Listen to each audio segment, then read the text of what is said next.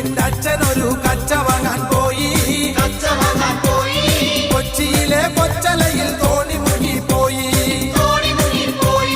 കണ്ടിരുന്ന ചമ്പരത്ത് റാഞ്ചി കൊണ്ട് പോയി. തെക്കൊരു തൈമണലിൽ കൊണ്ട് ചെന്ന് വെച്ച് കൊച്ചു കുഞ്ഞിന്റെ അച്ഛനൊരു കച്ച വാങ്ങാൻ പോയി.